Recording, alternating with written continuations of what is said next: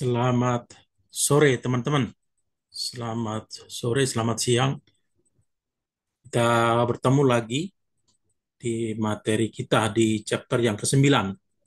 Berhubung hari Jumat lalu libur dan juga hari Jumat besok juga libur.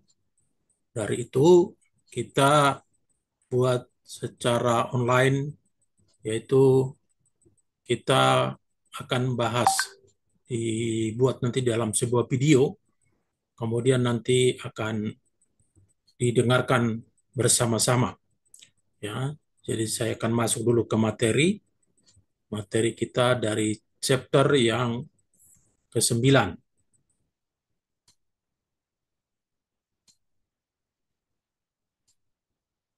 Oke, chapter yang ke-9 yakni kebijakan distribusi. Ya, kebijakan distribusi. Ini yang menjadi bahasan kita. Kebijakan distribusi, kebijakan perusahaan dibebaskan secara hukum untuk mengembangkan pengaturan saluran apapun yang sesuai bagi mereka. Sebenarnya bukan yang mempengaruhi saluran, ya, berusaha mencegah taktik eksklusioner dari beberapa perusahaan yang mungkin menghalangi perusahaan lain menggunakan saluran yang diinginkan. Sebagian besar hukum saluran berhubungan dengan hak dan kewajiban umum anggota saluran setelah mereka membentuk sebuah hubungan. Ya, tentu di sini ketika melakukan pengiriman barang mulai dari produsen sampai kepada konsumen, mereka menggunakan saluran, ya. Produsen bebas memilih dealer mereka, tetapi hak mereka untuk menghilangkan dealer dibatasi. Secara umum, penjual dapat memecat penyalur dealer dengan suatu sebab, tapi sebaliknya jika dealer menolak bekerja sama dalam kesepakatan hukum yang meragukan, ya, perusahaan kan bisa mengganti dealernya. Umpamanya dealernya ternyata tidak bisa menjual dengan baik, dealernya tidak bisa mempromosikan sehingga barang tidak begitu banyak yang dibeli oleh konsumen. Atau mungkin juga ada faktor-faktor yang pengaruh, yaitu umpamanya mereka ternyata tidak membayar dengan on time. Itu juga bisa akhirnya perusahaan mengganti dealer mereka, ya. Ada dua jenis kegiatan untuk mengurangi resiko pendistribusian, yaitu dengan single distribution atau satu lagi dengan multi distribution. Ya, kita tahu single berarti tunggal satu, ya.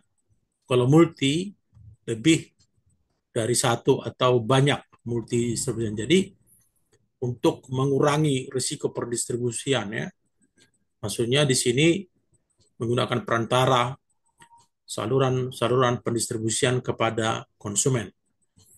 Kedua-duanya memiliki kelebihan dan kekurangan masing-masing. Multi distribution memiliki kelebihan dalam kecepatan, ya, karena lebih dari satu atau banyak distribution, jadi dia akan lebih cepat sampai ke tangan konsumen, ya. Dalam kecepatan distribusi karena memiliki banyak agen, ya, dalam prosesnya. Kelemahan adalah dapat menimbulkan konflik antar sesama distribusi, ya. Ada persaingan, tentu persaingan yang kurang sehat, tidak baik bagi perusahaan, ya. Maunya persaingan tetap persaingan sehat. Sementara single distribution memiliki kelebihan dalam pengawasan, ya, karena single jadi lebih mudah diawasi, tidak begitu banyak, ya. Kadang-kadang orang senang, umpamanya kita mengirim barang gitu, jangan terlalu banyak orang yang terlibat, ya. Di forwarder itu sering begitu. Dia punya kargo cuma 5 kubik, tujuannya ke Chicago, ekspor lewat laut 5 kubik. Tentu 5 kubik tidak mungkin dimasukkan dalam satu kontainer karena nanti kosong kontainernya, cuma 5 kubik. Sementara satu kontainer kan bisa 29 kubik. Jadi kosong 24 kubik lagi masih bisa cuma 5. Nah, itu rugi. Kenapa? Karena si shipper harus membayar satu kontainer. Nah, mau nggak mau dia akan gabung dengan barang orang. Nah, dia bisa mengkolot, namanya kolot, di load tapi orang lain di kolot. Ya, dikasih ke orang lain biar digabung. Nah, ternyata dikasih ke orang lain, umpamanya ke si B juga nggak punya barang yang cukup, dikolot lagi ke si C. Si C kurang barang, dikolot lagi ke si D. Sehingga ketika ada masalah, kita tanya si A nanya ke si B nanya ke si C nanya ke si D, dan itu menjadi lama. Ya. Kemarin saya meeting dengan Kapitol 16. Kapitol 16 itu dia mempunyai shipyard atau galangan kapal. Ini Simas Group, Sinar Mas Group. Galangan kapalnya ada di Batam, ada di Jakarta, dan juga ada di Lampung. Ya, pembuatan kapal laut. Waktu kami meeting dia bilang begini, kamu punya PPJK sendiri nggak? Saya bilang iya. Oke, bagus. Jadi kita tidak susah memonitornya katanya. Artinya dia kalau bertanya langsung ke saya, kita bisa kasih informasi. Ya, tidak perlu lagi seperti tadi tanya ke si A nanya ke si B nanya ke si C nanya ke si D. Si D menjawab ke si C menjawab ke B, si B menjawab ke A baru kasih tahu kepada customer. Itu sangat tidak bagus ya, karena tentu akan menjadi lama ya. Jadi kalau sedikit tadi di sini single distribution itu mudah diawasi, tidak terlalu panjang. Oke, faktor apa yang mempengaruhi atau membatasi pendistribusian secara langsung dari produsen ke end user atau ke konsumen? Satu, geographical gap. Gap itu kan apa ya namanya? Gap itu kayak jurang pemisah, ya. Geographical berarti karena letak geografis, lokasi, jarak, tempat, ya, itu membatasi. Indonesia termasuk agak sulit. Kenapa? Kita katanya 17.000 pulau, ya. Distribusinya susah. Lewat pulau, lewat lembah, lewat sungai, lewat gunung.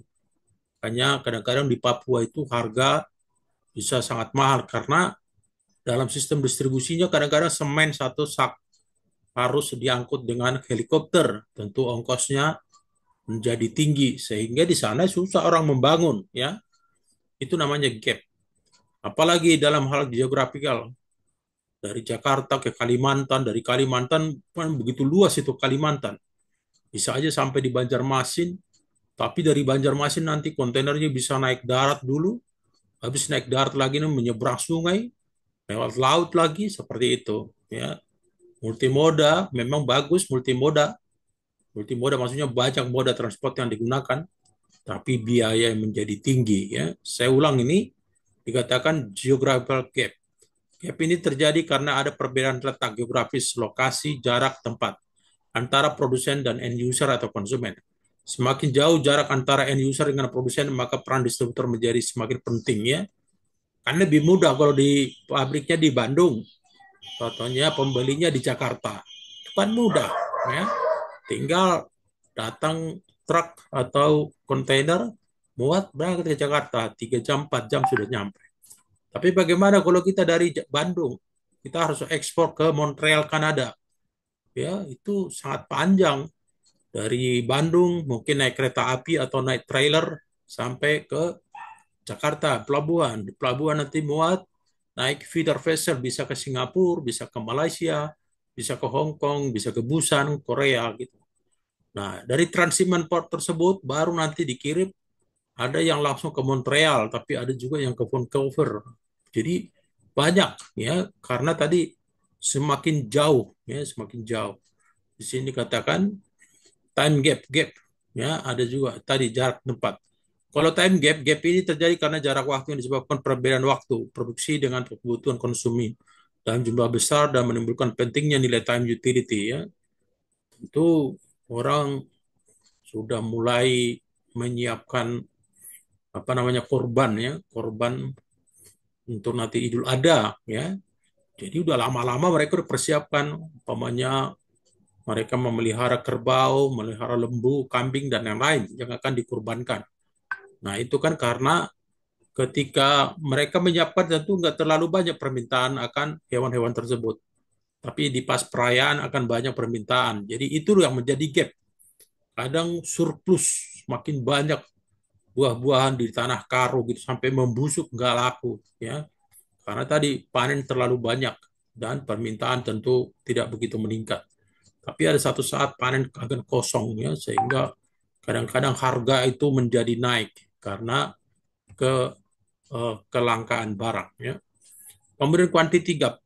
Gap ini terjadi karena jumlah produksi yang lebih besar akan lebih efisien biaya penurunannya dibandingkan dengan produksi dengan quantity ya. Hal ini juga dapat menimbulkan variety gap di mana pihak produsen memproduksi suatu variasi produk tertentu dalam jumlah besar, tapi kenyataannya kebutuhan konsumen lebih kecil dari jumlahnya. Kedua hal ini menimbulkan pentingnya form utility ya. Jelas dikatakan di sini bahwa produksi itu lebih besar, lebih efisien biayanya per unitnya. Kalau makin banyak ya biasalah kan. Kita juga antar barang kalau biasanya atau membeli barang satu dosen, satu apa namanya yang besar itu bisa jatuhnya lebih mudah daripada kita membeli hanya dengan satu persatu ya. Ada kadang-kadang dalam jumlah besar jadi lebih murah. Yang keempat, communication and information gap. Perbedaan informasi dan komunikasi yang berbeda akan terjadi antara produsen dan konsumen. Produsen tidak mengetahui produk yang paling dibutuhkan konsumen dan juga tidak mengetahui konsumen mana yang paling potensial. Hal ini membuat pentingnya nilai possession utility ya. Jadi kadang-kadang ada miskomunikasi gitu antara pembeli, antara produsen dengan pembeli ya. Jadi nggak tahu dia produk mana sih yang dibutuhkan gitu. Karena tadi miskomunikasi. Seharusnya bisa dikasih tahu entah itu lewat pedagang besar, pedagang kecil, lewat distributor, dengan agen, sebenarnya yang mana kebutuhan daripada masyarakat. Oke, kita lanjut.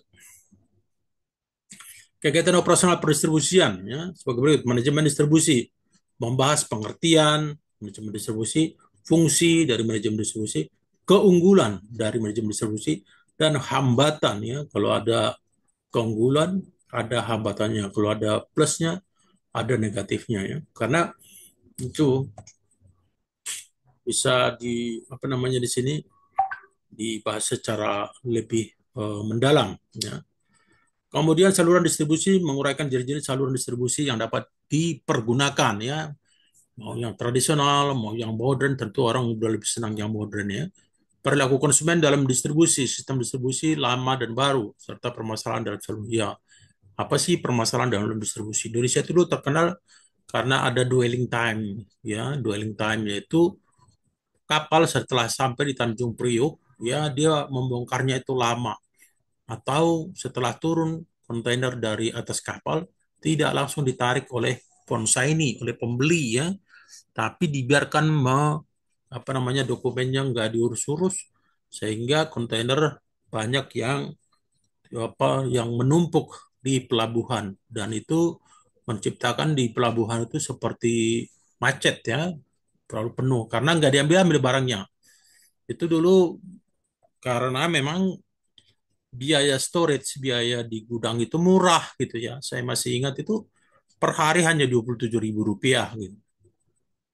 Itu yang 20. Kalau yang 40 itu 54 ribu rupiah per hari. Kan murah. Kadang-kadang konsumen berpikir, ah daripada di gudang saya lama, mending saya tahan aja di situ, katanya gitu. Karena barang cuma 27 ribu, kan semangkok bakso gitu, Pak, untuk satu kontainer.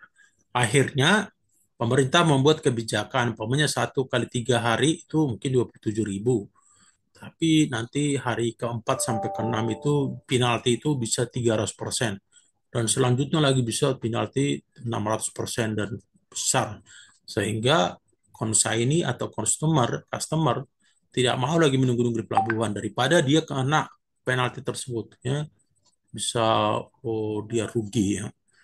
Oke, kemudian perencanaan manajemen distribusi menguraikan mengenai pelayanan konsumen, perencanaan dan evaluasi saluran distribusi, manajemen distribusi yang terintegrasi dengan faktor keberhasilan dalam manajemen distribusi ya. Kadang-kadang kita perlu membuat perencanaan dengan baik ya. Bagaimana pelayanan kita kepada konsumen ya. Bagaimana sih mengevaluasi saluran distribusi. Makanya sering ada meeting, dibuat KPI, Key Performance Indicator, ada SOP-nya juga. Dilihat semua dari prosesnya. Kalau ada masalah, kenapa ada masalah? Kalau barang sampai tidak on time, kenapa tidak on time? Apakah dari shippernya tidak on time? Itu bisa dilihat dari bill of lading. Karena di bill of lading ada tanggal departure, kadang-kadang ada juga tanggal cargo receipt date. Ya. Jadi bisa dilihat di sana. Kemudian perencanaan manajemen distribusi menguraikan mengenai pelayanan konsumen, perencanaan, evaluasi ya. Tentu kita harus evaluasi juga. Jangan kalau udah salah terus kita nggak mau mengganti. Lebih bagus diganti aja. Keempat, kebijakan dan strategi saluran distribusi. Menerangkan strategi yang diterapkan dalam saluran distribusi. Yang kelima, membangun sistem manajemen distribusi. Ya, ada sistemnya itu. Ada SOP-nya, ada sistemnya. Ya, kalau orang udah modern, kita jangan juga menjadi sangat tradisional. Nanti ketinggalan kita. Dalam hal speed, dalam hal teknologi, dan lain-lain juga. Mungkin dalam hal biaya. Ya. Kemudian pengukuran dan analisis keuangan saluran distribusi, yakni memberikan pengukuran peserta analisis berkaitan kegiatan. Ya, kadang-kadang kami dianalisis juga itu dalam freight provider itu. Mana sih yang paling menguntungkan? Kan ekspor impor itu banyak, ada udara, ada laut, lautnya itu dibagi lagi beberapa, ada break bulk, ya ada FCL, ada LCL consolidation, ada juga buy air, ada ekspor, ada import. Nah, itu dianalisis bagaimana sih penghasilan di situ. Kalau memang dari satu divisi keuntungannya banyak, ya tentu akan fokus ke sana. Kemudian faktor yang penting dalam manajemen distribusi, satu faktor fasilitas ya, mempunyai sarana dan prasarana. Faktor fasilitas sudah menjadi faktor yang sangat dipertimbangkan dalam sebuah proses distribusi. Kelengkapan dari fasilitas yang menang dibutuhkan untuk sebuah proses distribusi tentunya akan makin mendukung upaya dari distribusi secara lebih maksimal. Ya. Yang kedua, faktor transportasi. Transportasi juga menjadi hal penting yang harus diperhatikan dalam kegiatan manajemen distribusi. Ya. Apalagi jalanan ya.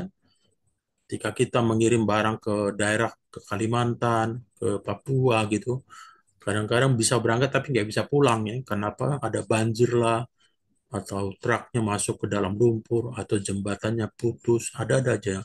Selain itu kadang-kadang ada juga umpamanya preman atau ormas ya yang mengganggu. Kami pernah mengirim barang itu udah berderet-deret itu truknya itu ke arah Sibolga ya. Di Sibolga itu ada dulu Marsipol Tureh Hutanabi ya, kita udah berderet-deret itu truk 8 bawa barang-barang, tiba-tiba ada orang masih di depan jalan menghambat mereka, membakar ban tengah malam ya. Katanya mereka tidak didengarkan selama ini seperti itu, jadi perlu transportasi. Tersediaan produk distribusi, faktor modal yang ditanamkan dalam perusahaan. Ya, modal ini sangat perlu sekali ya. Kalau sedikit modal susah bermanuver. Baru ada 10 kontainer udah bingung mau mau apa namanya?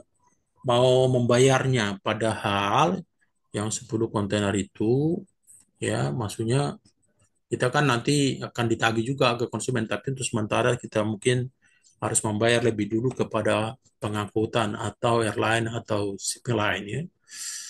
Oke, saluran distribusi industrial ya, karena industrial dia biasanya itu pemakai industrial ya, itu tidak sama dengan yang pribadi yang eh, bukan industrial ya. Kami juga punya pengalaman juga seperti itu, umpamanya mengimpor barang ya bukan langsung dipakai, tapi kayak bahan baku minyak wangi gitu dari Prancis, nanti di Bogor di arrange lagi, dibuat lagi menjadi minyak wangi ya sebenarnya gitu ya.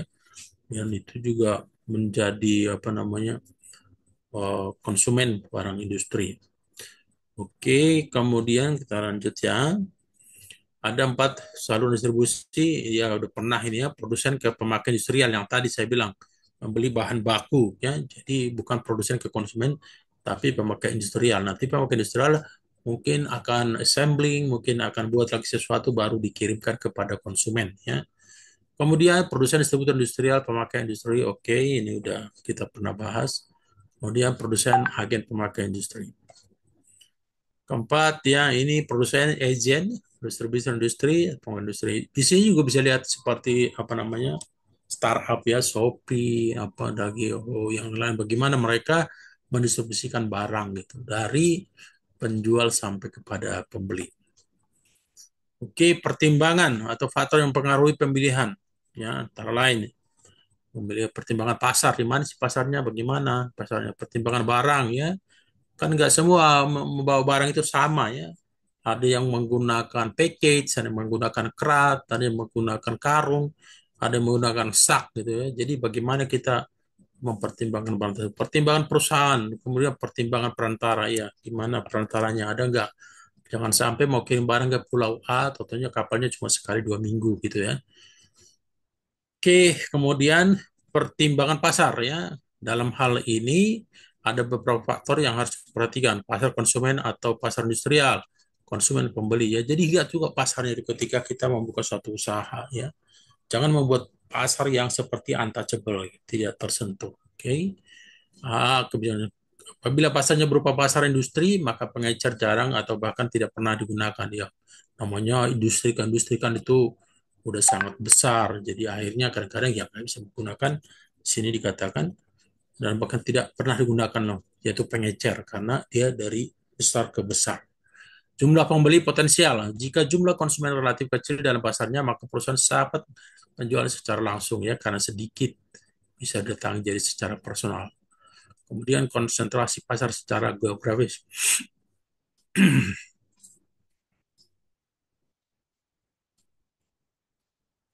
Secara geografis, pasar dapat dibagi dalam beberapa konsentrasi. Industri tekstil, kertas, dan daerah industri yang tinggi, maka perusahaan dapat menggunakan distribusi industrial ya. Jadi jumlah pesanan ya, volume penjualan kan bisa naik turun ya. Tapi di sini juga mempengaruhi juga ya. Di sini terhadap saluran yang dipakainya, jika volume yang dibeli oleh pemakaian industrial tidak begitu besar atau relatif kecil, maka perusahaan dapat menggunakan distribusi industrial untuk barang-barang atau jenis perlengkapan operasi. Kebiasaan dalam membeli. Ya, di sini ada yang pertama bilang kemauan untuk membelanjakan uangnya, ada keinginan berbelanja karena punya uang. Kemudian tertarik pada pembelian dengan kredit, ya ada yang mau kredit biar mungkin lebih mudah, tahu lebih lebih apa namanya ringan ya. Kemudian lebih senang melakukan pembelian yang tidak berkali-kali. Ya, ini cowok nih biasanya nih sekali udah gitu. Tertarik pada pelayanan penjualan. Kebijakan distribusi, pertimbangan barang. Ada faktor yang harus dipertimbangkan yaitu nilai unit, besar dan berat barang, mudah rusaknya barang ya. Umpamanya di sini barang sepatu nggak mudah rusak ya, garment enggak. Tapi kalau bahan-bahan seperti yang gampang busuk, umpamanya daging, sayuran, atau buah-buahan itu kan gampang rusak. Sifat teknisnya, barang standar, pesanan, dan luasnya lini produk. Oke, kemudian nilai unit. Jika unit barang yang dijual relatif rendah, maka produsen cenderung untuk menggunakan saluran distribusi panjang ya. Tadi kalau dijual relatif rendah, panjang dari produsen mungkin ke grosir, ke agen, ke distributor, baru ke pengecer. Mungkin mengenai besar dan berat barang ini biasanya langsung ya, karena terlalu besar. Umpamanya big bag cargo. Kami pernah mengimpor itu dari Jerman, barang itu ke Ciwandan, ya, jadi langsung kapal dari sana ke Ciwandan, karena di barangnya barang-barang berat yang dipergunakan di Krakatau Steel. Mudah rusaknya barangnya dari sebelah goods, umpamanya ada dari kaca dan lain-lain. Sifat teknisnya ya, seperti instalasi ya. Kami pernah impor juga itu dari Osram. Tahu kan Osram itu bolam, jadi pabriknya itu mengirimkan mesin dari lupa saya tapi dari Eropa juga ya. Kemudian barang standar dan pesanan. Jika barang yang dijual merupakan barang standar, maka perlu dipelihara sejumlah persediaan pada penyalur. Demikian pula sebaliknya, kalau barang yang dijual merupakan barang pesanan, maka penyalur tidak perlu memiliki persediaan yang besar ya. Kemudian di sini katakan luasnya lini produk. Jika perusahaan hanya membuat satu unit saja, maka penggunaan pedagang besar sebagai penyalur adalah baik. tapi juga berbagai macam barangnya. Banyak perusahaan dapat menjual langsung kepada pengecer. Ya kan ada yang memproduksi hanya satu jenis, tapi ada juga yang memproduksi berbagai macam jenis satu barangnya. Pertimbangan perusahaan ya, pada strategi perusahaan beberapa faktor yang perlu dipertimbangkan, yaitu sumber pembiayaan, modal. Siapa yang memodali?